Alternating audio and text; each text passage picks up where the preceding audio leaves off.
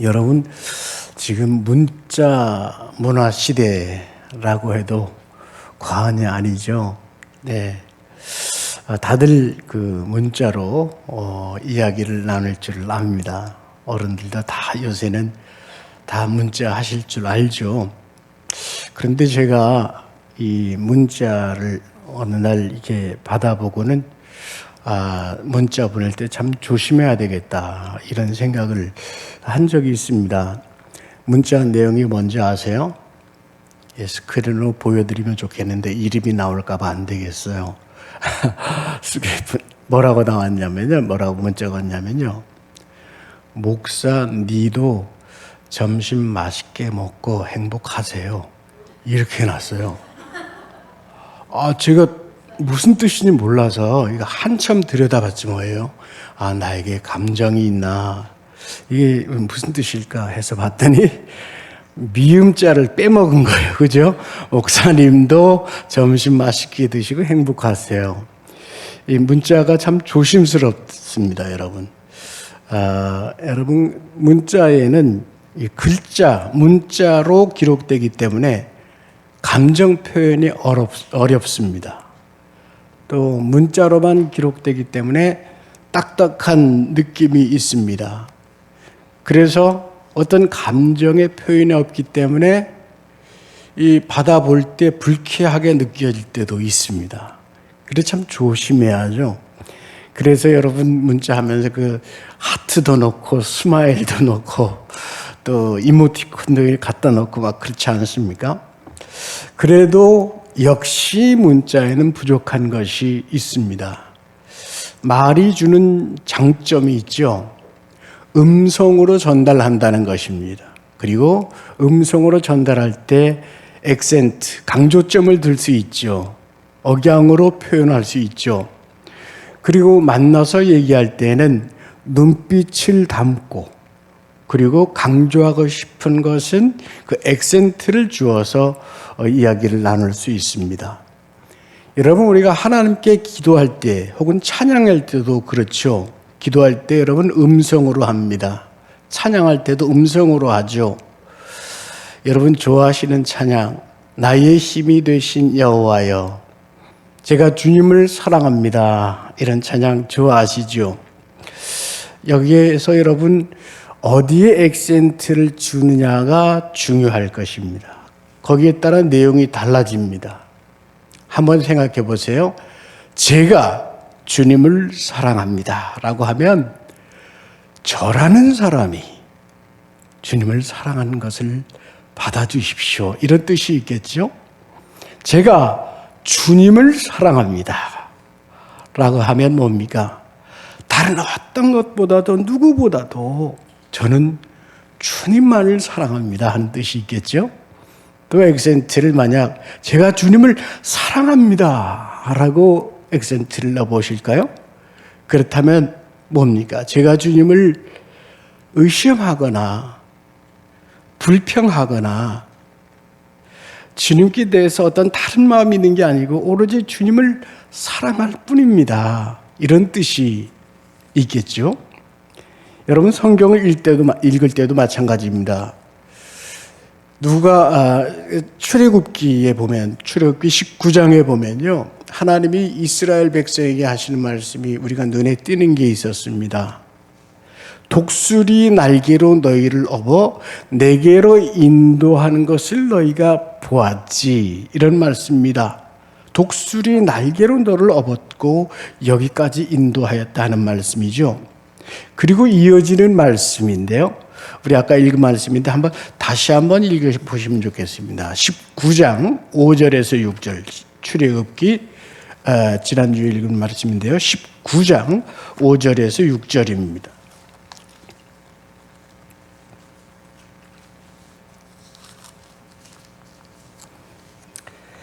출애굽기 19장은 111면에 있습니다. 구약성경 111면 함께 읽고 뜻을 생각해 보겠습니다. 함께 하실까요?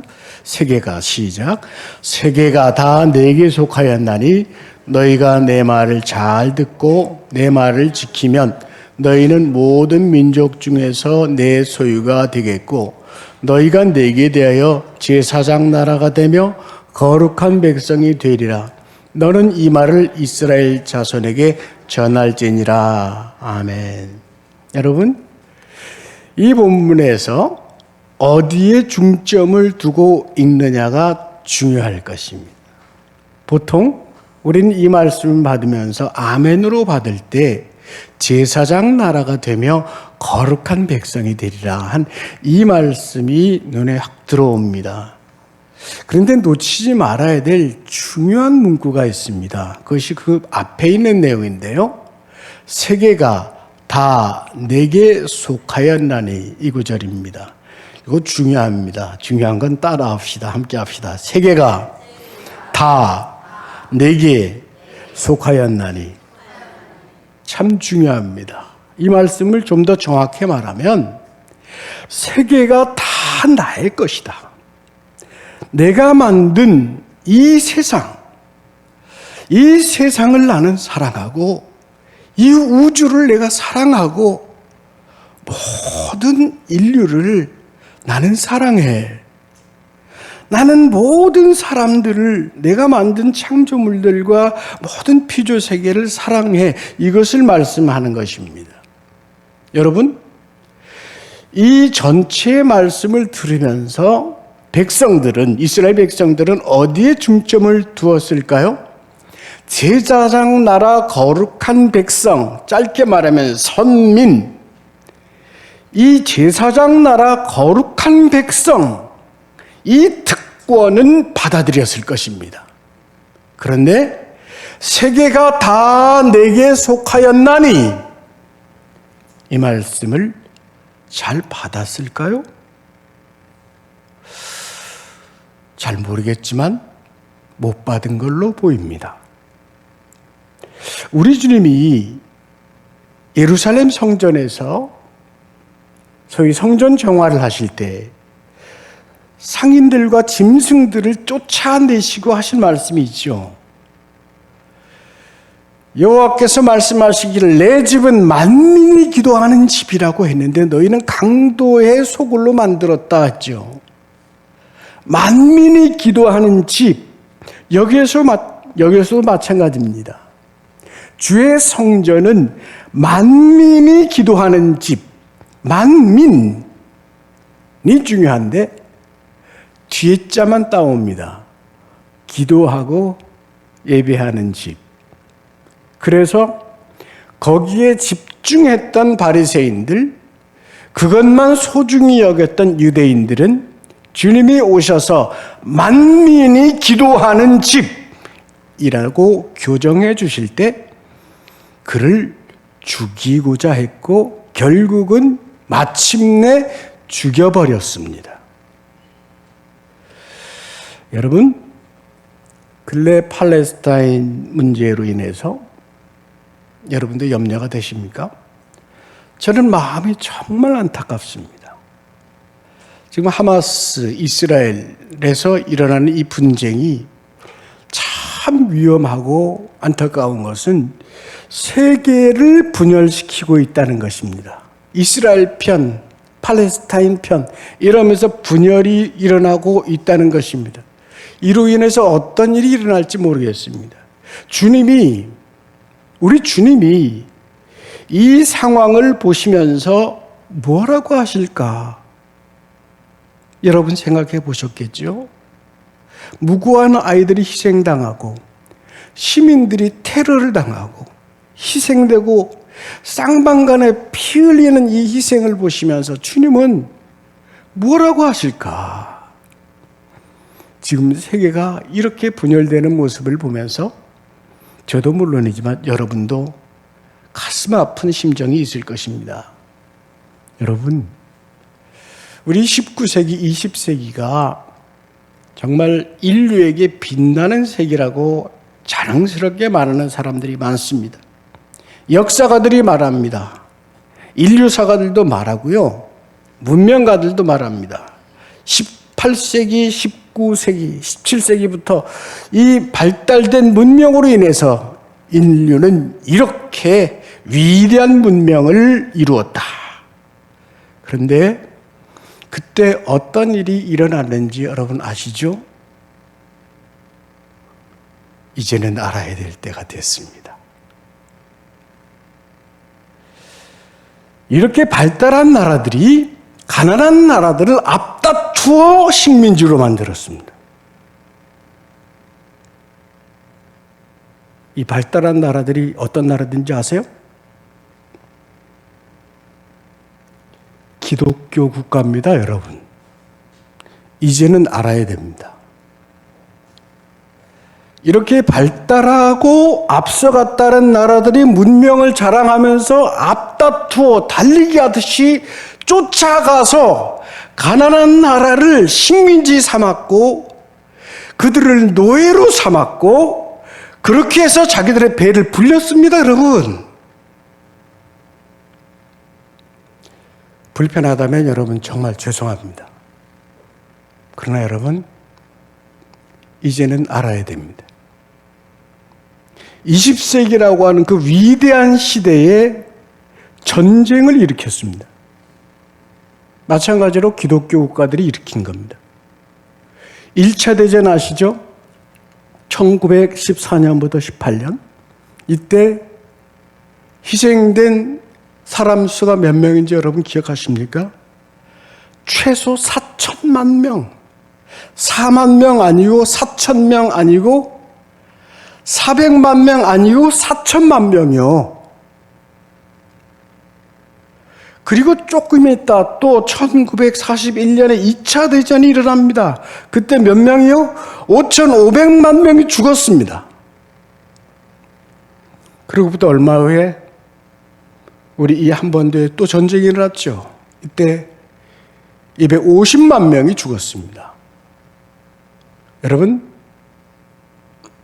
주님이 이 모습을 보시며 오, 잘하고 있다라고 하실까요?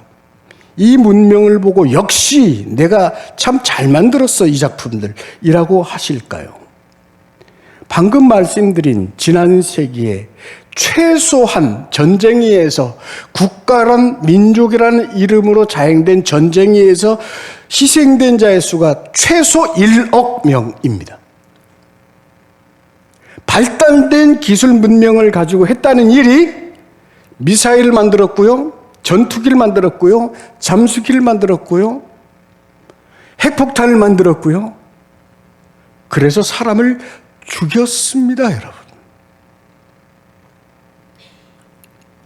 러시아에 문호라는 사람들이 꽤 많이 있죠. 대문학가 톨스토이, 또 도스토옙스키 이런 사람들.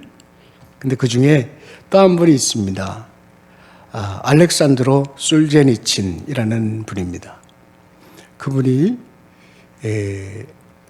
러시아 혁명을 연구하면서 참 많이 가슴 아파했고 그 세계 평화를 위해서 많이 노력을 해서 템플던상을 받았습니다. 1983년에 이 템플던상을 받는 자리에서 이분이 아주 그 의미심장한 연설을 했습니다. 그러니까 러시아 혁명과 1, 2차 대전을 겪으면서 소위 1억 명이나 죽어가는 이 현재 이 참국의 이유가 뭔가를 고뇌할 때마다 그는 그때마다 어른들이 하던 말을 떠올렸다고 합니다. 그 어른들이 한 말이 뭐냐 하면 사람들이 하나님을 잊어버린 게야.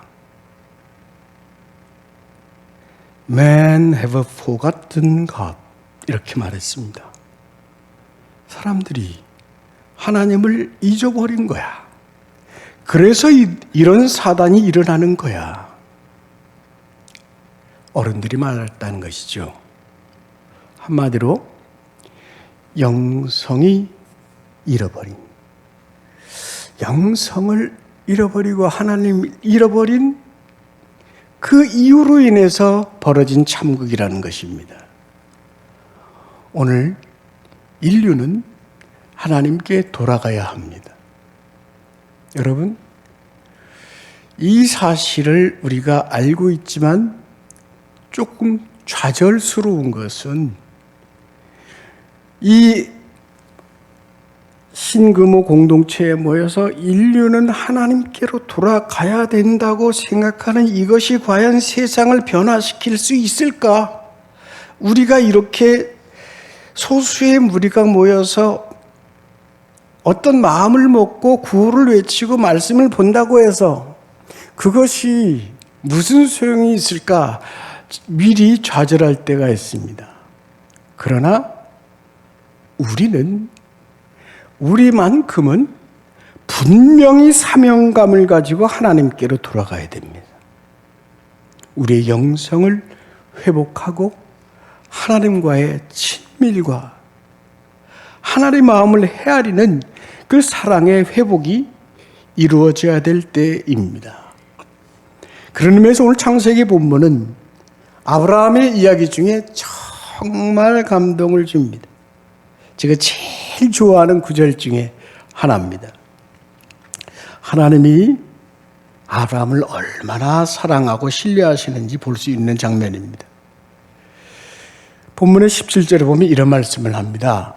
하나님이 아브라함에게 하시는 말씀이에요. 내가 하려는 것을 아브라함에게 숨기겠느냐. 이 말씀 들을 때마다 얼마나 감동이 되는지 몰라요.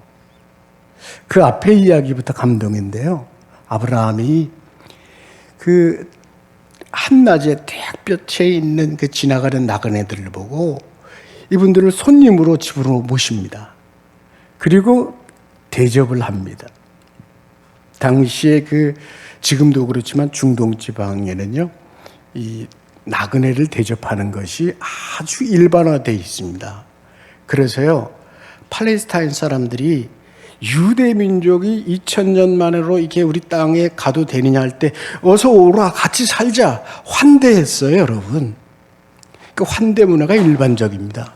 이슬람 국가를 가서도요, 찾아가서 좀 지내자 하면 문을 열어서 환대합니다.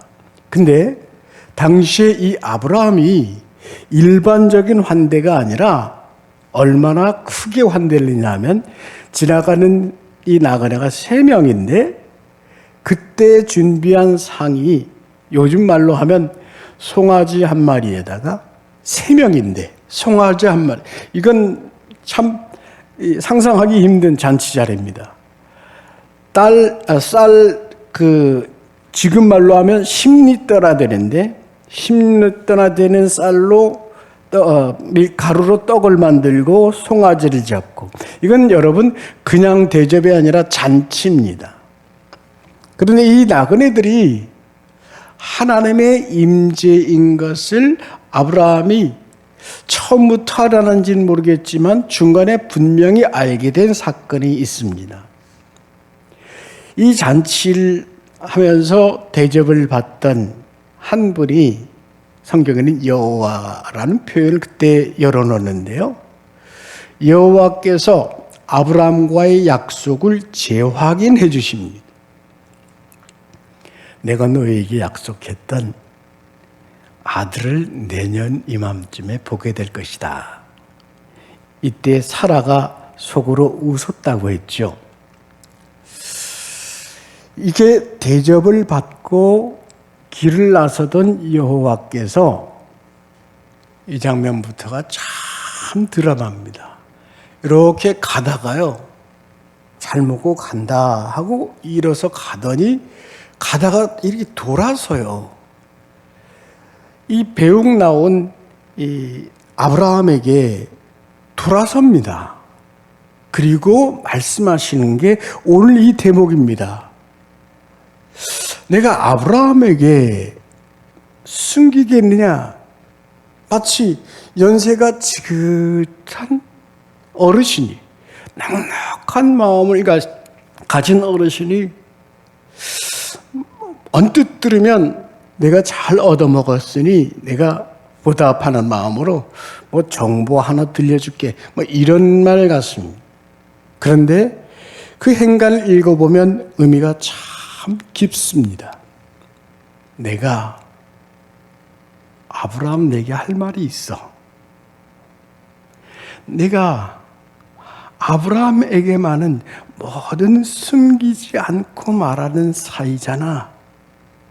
이겁니다. 깊은 신뢰의 말입니다. 내가 사라에게 아들이 있을 거라고 말했을 때 사라가 속으로 웃었어요. 그러나 하나님께서는, 여호와께서는 속으로 웃은 것조차도 알았습니다. 속 마음을 아시는 하나님께서 아브라함에게 너도 나의 속 마음을 알아줘. 우리 속 마음 아는 그런 사이 아니냐, 이 말씀하시는 거예요. 이후의 대화를 보면 하나님이 그 마음을 아브라함에게 깨닫게 해주신 것이 있습니다. 20절, 21절에 이어서 보면 하나님이 아브라함에게 이렇게 말합니다. 나 지금 소돔과 고모라로 가는 중이야. 왜? 그 땅이 죄가 가득했다고 나 거기 멸망시키러 가야 돼. 이 말씀을 합니다. 우리 같으면 어떤 정보를 받는다 할 때 잠이 확 깨는 정보를 주면 좋겠어요. 여러분 기억해 두십시오.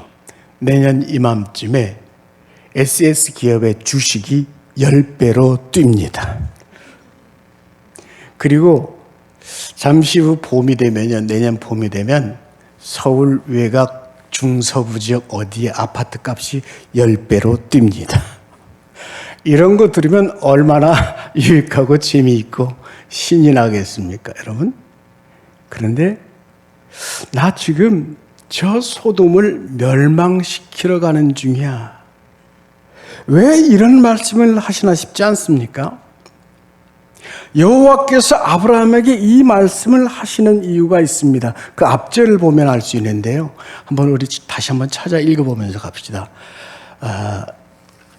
18장 18절 19절입니다. 창세기 18장 19절 20절 이 말씀 한번 함께 읽으면 좋겠습니다.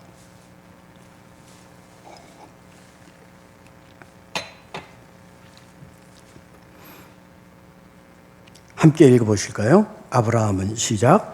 아브라함은 강대한 나라가 되고 천하 만민은 그로 말미암아 복을 받게 될 것이 아니냐.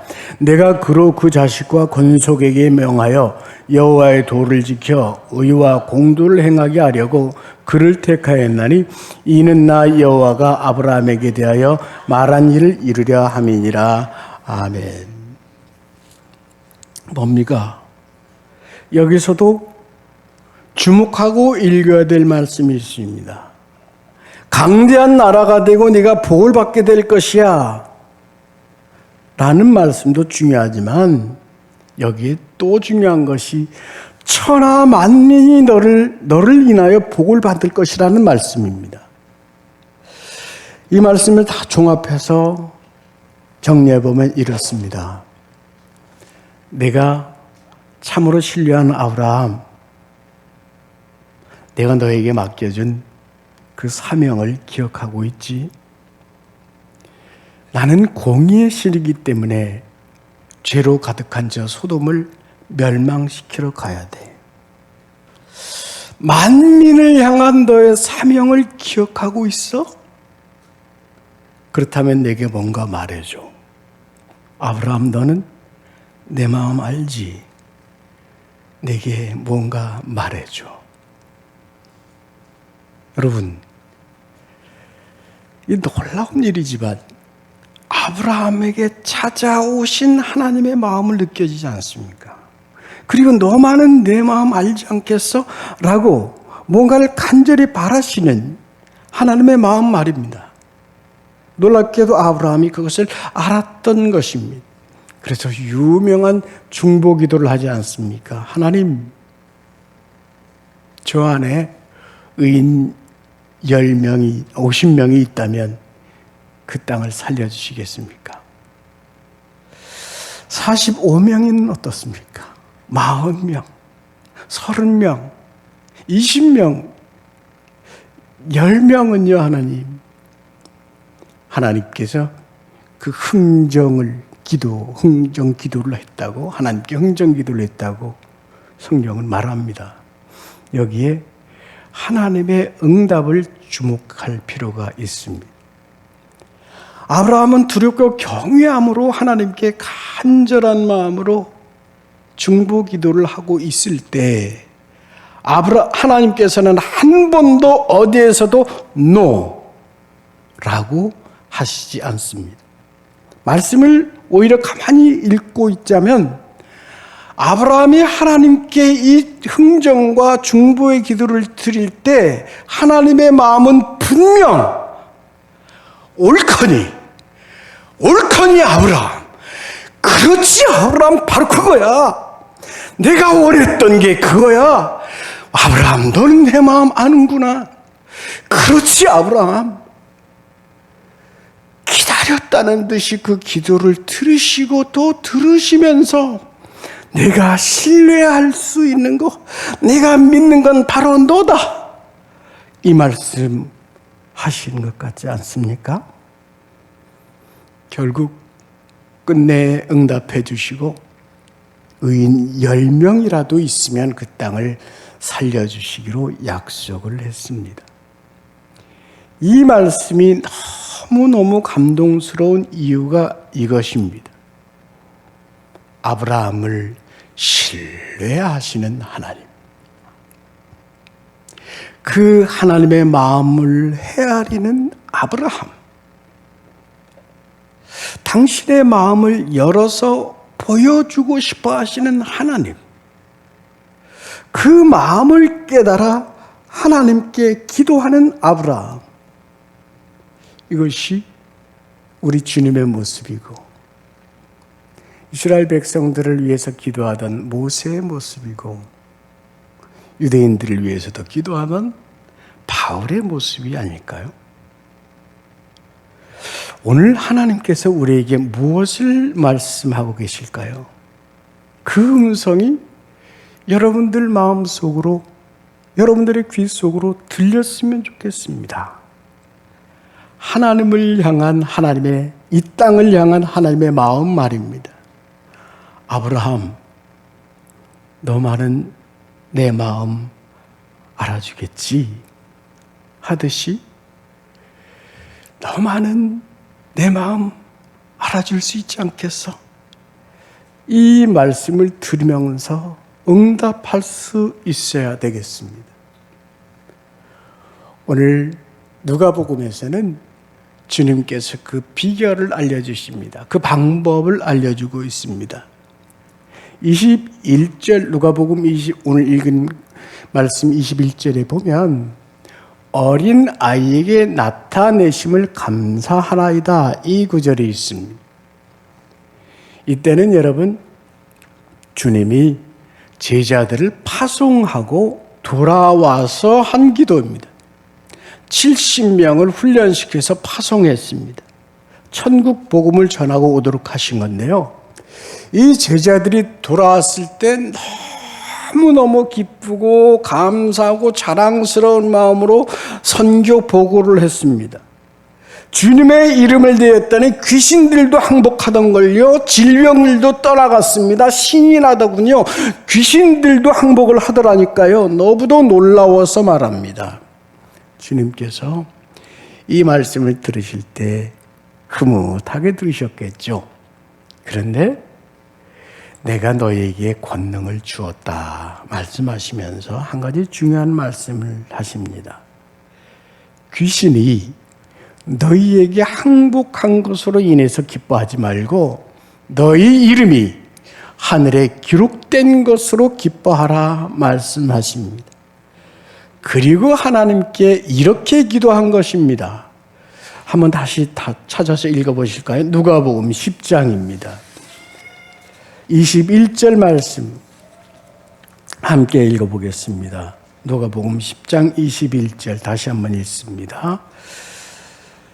그때 시작. 그때 예수께서 성령으로 기뻐하시며 이르시되 천지의 주제이신 아버지여, 이것을 지혜롭고 슬기 있는 자들에게는 숨기시고 어린아이들에게는 나타내심을 감사하나이다. 옳소이다. 이렇게 된 것이 아버지의 뜻이니이다. 아멘. 예수님이 전해주신 천국 복음을 듣고 그 말씀이 믿어지고 그 명령을 따라서 나아가 복음을 전하는 이 사람들의 마음 속에 어린 아이와 같은 마음이 있었습니다. 그리고 이런 사람들을 통해서 귀신이 항복하고 질병이 물러가고 천국 역사가 나타난 것, 이것을 하나님 앞에 주님이 기도하고 감사하고 있다는 것입니다. 여러분, 여기에 비결과 본질이 있습니다. 때때로 목사로서 제가 참 안타까운 게 있습니다. 치유 능력이 나타나고 신유 능력이 있고 축기 능력이 있고, 물론 이런 것이 전혀 없는 건 아니지만 목사도 일시적으로 이런 게 있습니다. 그런데 분명한 건 지금은 없어요. 그럴 때 안타깝고 또 간절한 마음이 들어볼 때도 있습니다. 그런 능력을 인간적으로 사모하는 마음이 있습니다. 그것이 목회를 더 성공적으로 이끌고 부흥되고 소문도 나고, 여러분은 한때 한국교 유명했던 금리빨도 만들고요, 입신도 시키고, 손을 얹으면 치유가 일어나고, 얼마나 귀한 역사가 있겠습니까? 그런데 이보다 더 소박해 보이지만 더 본질적이고 중요한 것이 있습니다. 주님이 감사하신 바로 그것, 어린 아이와 같은 마음입니다. 여러분, 진지한 질문 한번 드려볼까요? 천국은 누구의 것이라고 했어요? 어린아이의 것이라고 했죠. 바울은 그것을 자신의 신학적 용어로 믿음에 있다라고 했어요. 옳습니다. 맞습니다. 근데 주님은 좀 더 구체적으로 그 믿음을 지닌 자의 모습은 어린아이, 즉 바로 이런 어린아이와 같은 사람의 것이 천국이다 라고 말했습니다. 주님이 제자들에게 어린아이와 같은 믿음을 주신 것, 또 그들을 통해서 천국의 역사가 나타난 것을 감사한다고 했습니다. 예수 그리스도의 감사와 기쁨은 거기에 있었습니다. 주님은 오늘 세상이 분열되어서 전쟁의 역사가 일어나는 이 세상을 보면서 기뻐하시는 것이 아니라 어린아이와 같은 심령으로 하나님의 마음을 헤아리려고 애를 쓰고 하나님의 마음을 붙들고 하나님께 기도하며 하나님께 중보하는 여러분들의 마음을 보며 기뻐하실 줄을 믿습니다. 그것이 예수의 기쁨이요, 또한 이것이 우리가 기쁨을 누릴, 또 감사를 누릴 귀한 제목인 것입니다. 제자들에게 이것이 가장 귀한 은혜이고 그것이 큰 감사예함을 강조하고 계십니다. 오늘 추수감사절에 감사할 내용이 여러분 바로 완전적으로 거기에 있었습니다. 여기에 지혜롭고 슬기로운 자에게는 감추셨다는 말씀도 중요합니다. 여러분, 솔로몬을 잘 아시죠? 요즘 믿음이 좋아진 세대들은 자녀들에게 솔로몬이라는 이름을 안 줍니다. 아이들 이름을 솔로몬으로 안 짓습니다.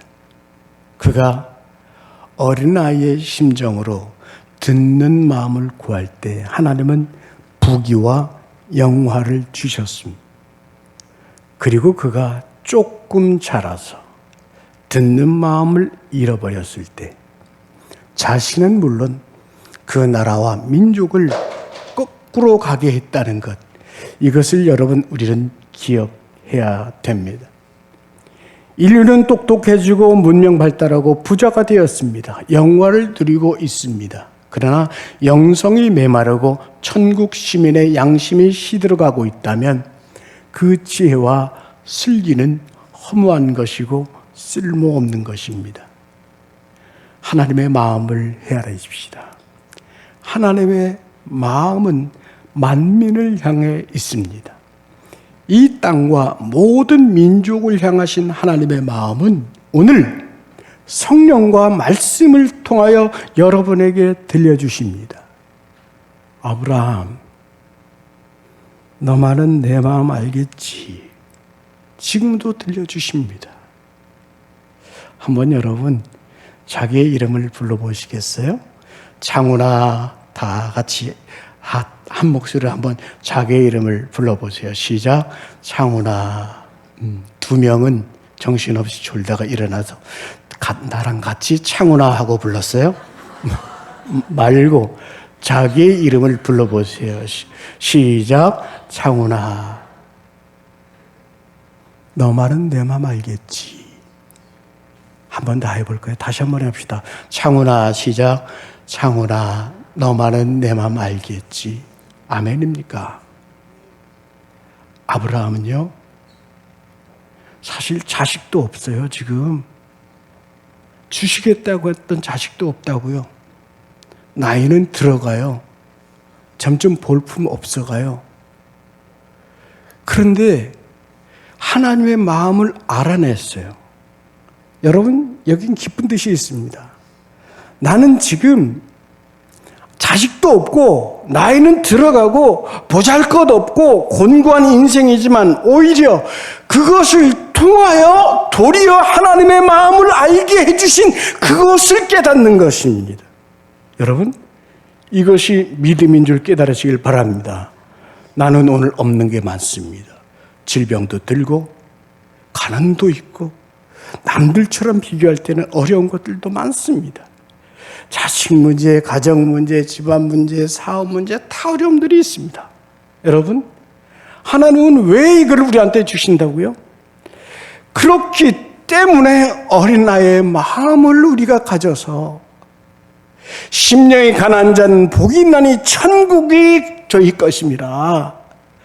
그것을 깨닫게 하시려고 우리 마음을 낮춰 하나님의 마음을 알게 하시고 그 어린 나에게만 보여주시는 하나님의 마음을 붙들고 하나님, 제가 감히 하나님께 여쭙습니다. 의인 10명만 있다면 이 땅을 살려주십시오. 그 기도를 하게 하는 것 아닙니까? 이제 말씀을 마치고자 합니다. 하나님께서는 오늘 우리를 통하여 귀한 일을 이루고자 하십니다. 요한복음 8장 31절 32절 말씀 함께 다 같이 읽어보겠습니다. 요한복음 8장 31절 32절입니다.